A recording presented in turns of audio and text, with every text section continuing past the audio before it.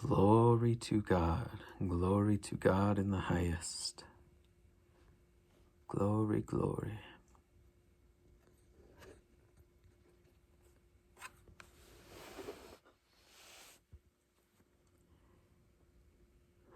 It's weird recording videos. All the vain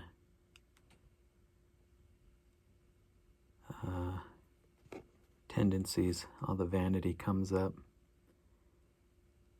Getting one's hair right. As you get older, you have less on top.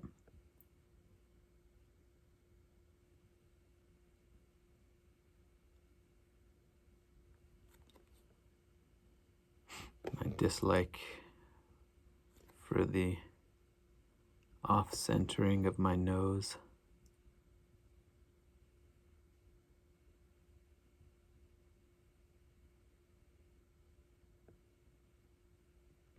Trying to get the right angle so you don't look. But it's like an exposure therapy type of a thing. Because I don't want to be perfect. I mean, I do and I don't. So I'm just sort of experimenting around with it. You don't want your hairline to show.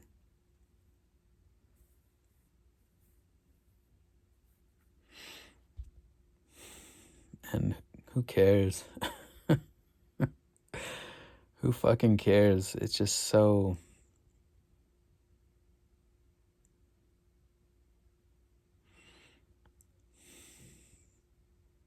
stupid. It's just so stupid.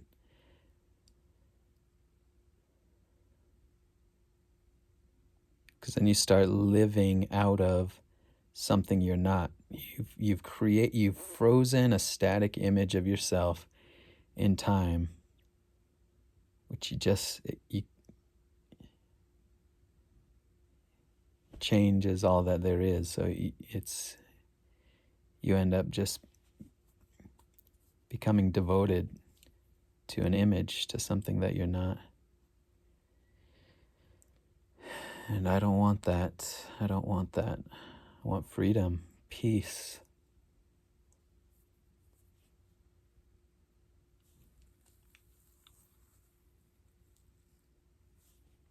Goodness, kindness, grace, peace, mostly peace.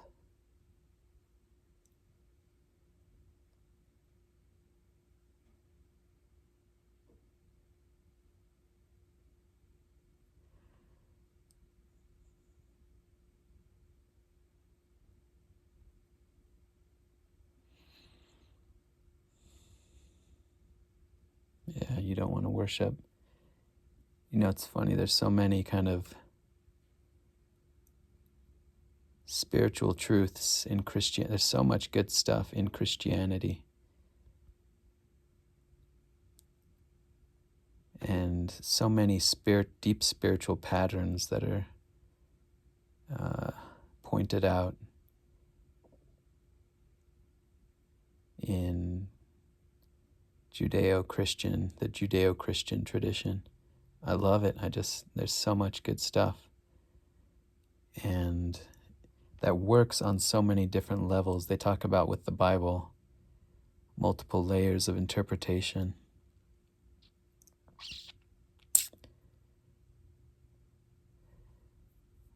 I'm not a theologian, but I do like listening to people talk theology.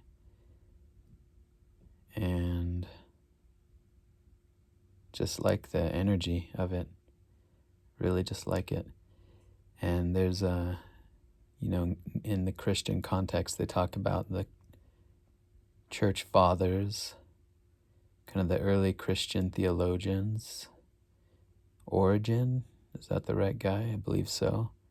And I think others, maybe Augustine or St. Thomas Aquinas, I don't know. Some of the heavyweights talk about the multiple levels of interpretation of the Bible. The literal, the allegorical, spiritual, moral, I don't know all of them exactly, but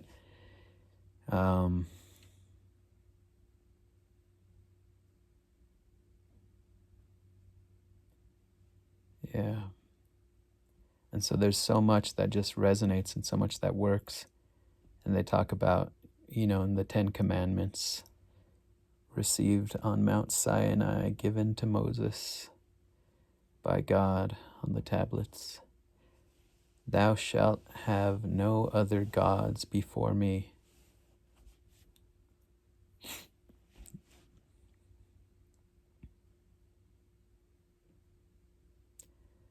That is deep. That one just cuts right to it. That's almost the entire ball of wax. I guess I'm thinking about it in the context of my own vanity and how excruciating that has been for me in my life. What a stumbling block in so many ways.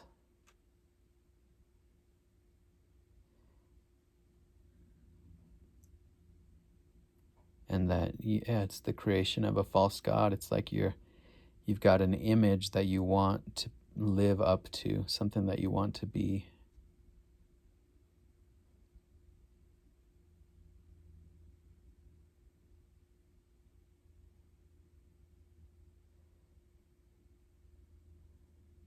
Because somehow you've internalized the message that there is safety in doing that. I think it always boils down to that, doesn't it?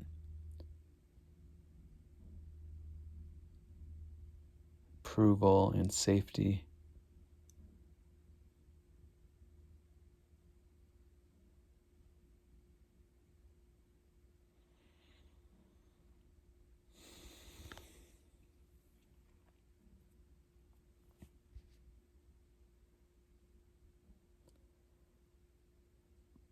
Got the shaky camera going on. Not even feeling particularly shaky, but when you got an organic camera holder, you're going to have energy moving through it.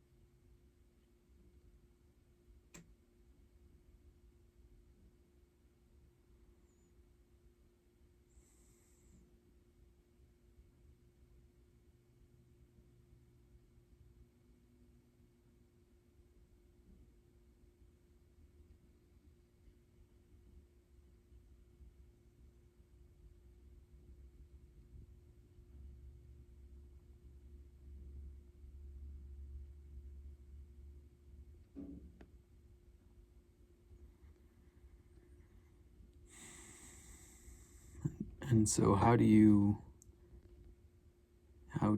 heal that vanity? You don't shame yourself. You don't shame yourself for having the vanity. You do, but you'll pay a price.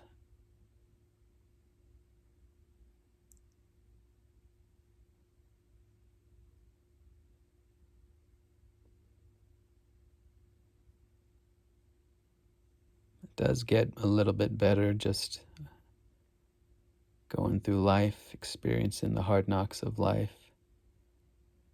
Can tend to strip away some of the layers of vanity.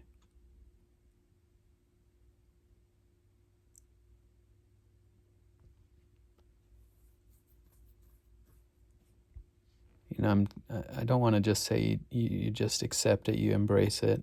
I mean, it's kind of true, but it's also kind of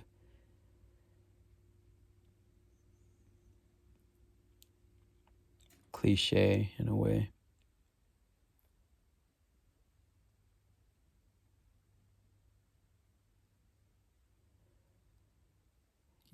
You go on some level, you allow it to come up. You don't fight it, you don't resist it.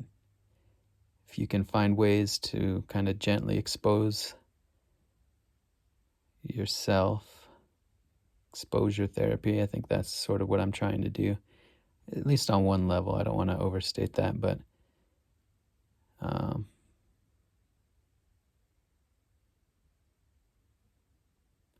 you recognize everybody has just these feelings of deficiency and inadequacy.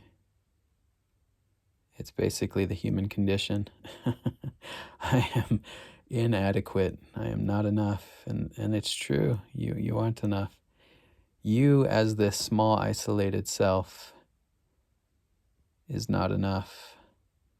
Fortunately, that's not all that you are. It's part of it, but it's just the surface. And so there's a truth there. I feel like I'm sounding like my teacher Craig a little bit. Former teacher Craig. I still consider him a friend though. But anyways, yeah, there's a truth there because who you are is not enough. And out the other side of my mouth, who you are is enough because you're the whole thing. You're beyond the category of sufficient or insufficient.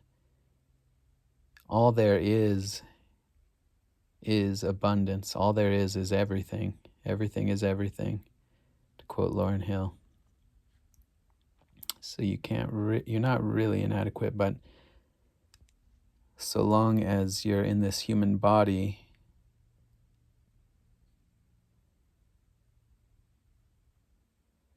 so long as you've individuated, there's going to be some, it may be very, very thin, very diaphanous, that feeling of inadequacy, of separation. And the movement is towards connection. And as you come more and more into your deepest root identity, the question of inadequacy starts to fall away.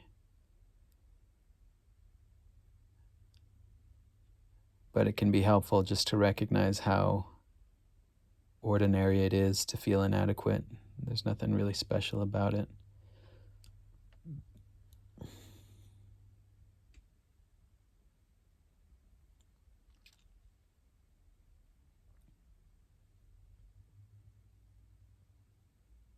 Self-therapy. Talking to myself, ultimately.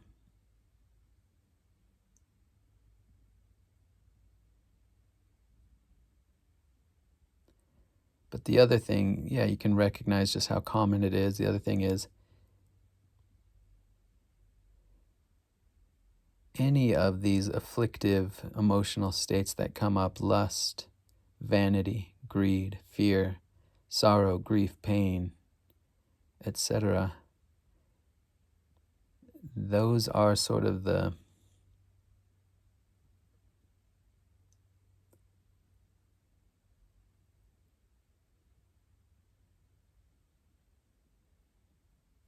openings or the invitations to a deeper, it's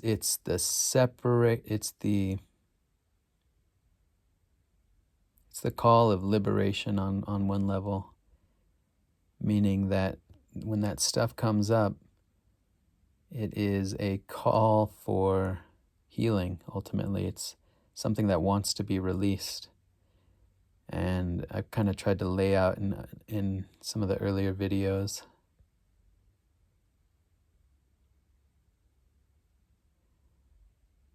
that healing happens on the deeper levels. It's not, so there's the vanity or the insecurity. In this case, I'm talking about my physical features, hair, nose, etc.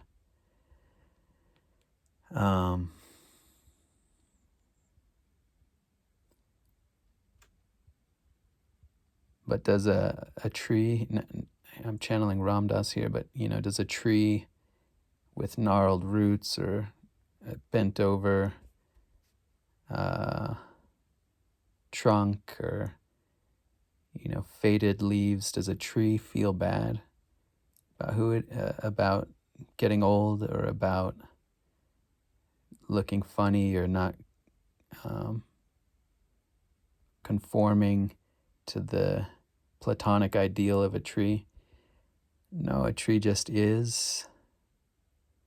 Tree is a form of life, a form of being, a form of consciousness, but it's just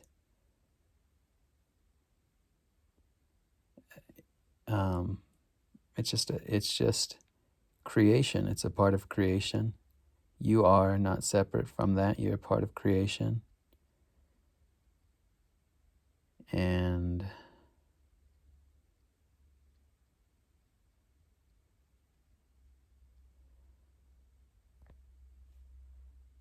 but there's some kind of distortion that's happened through conditioning. And so you can go, when these afflictive states come up and you don't feel good, it's sort of like an alarm bell telling you to go within, look within, something's off here. And so you can just go straight through the layers of neurotic thinking and pain, straight through the layers of neurotic thinking. So I'm getting a little spacey here. Straight through the layers of neurotic thinking and the kind of story that you have about whatever, let's say in this case, feelings of inadequacy, and just dive straight into the feeling level of the inadequacy. How does it feel to be like that? What is the energetic tone underneath all of that emotion? Under all those thoughts, what is the emotion?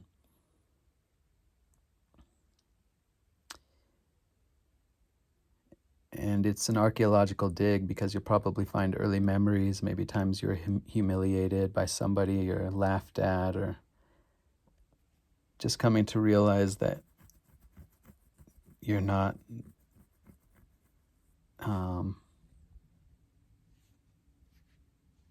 perfect. At some point in your life, that's going to dawn on you. So you probably get hit with a flood of those memories. But can you go to that child within, or that person within, and can you comfort them? And that's kind of what I mean by going to the emotion, going to the energy. How does it feel to be inadequate? It feels awful, right? You feel very lonely, you feel left out, can feel exhausting because you have to keep up a certain appearance.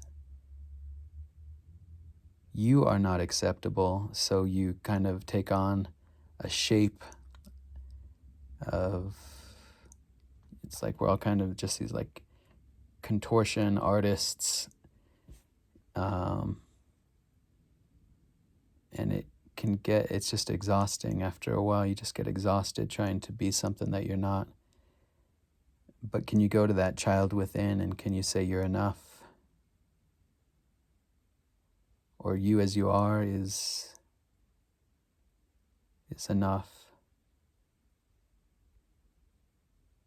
Or not even say anything. I don't think I'd want to say it that way.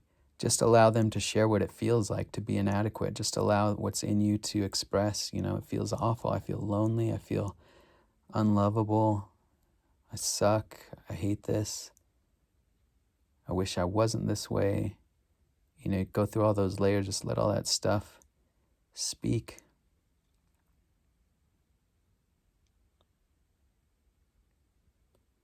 And again, cry. Get good at crying. Crying will save you from hell. Crying will save you from addiction. I think so many of us are addicted in the absence of being able to express emotion. That there's just so many unshed tears that we carry around, so much grief. And so,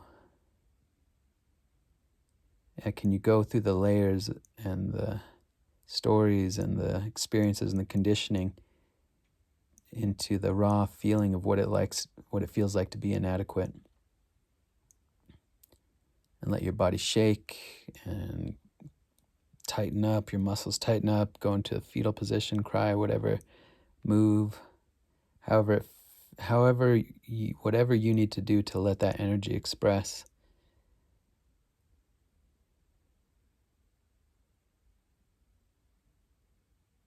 And there is peace there.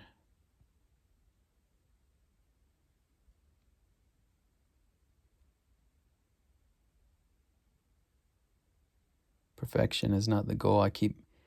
Part of the challenge of sharing is because it's like, who the fuck am I to share anything? Because I'm such a mess.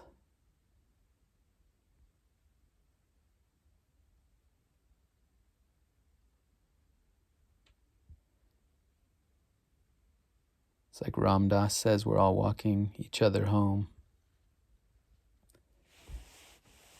And so anyways,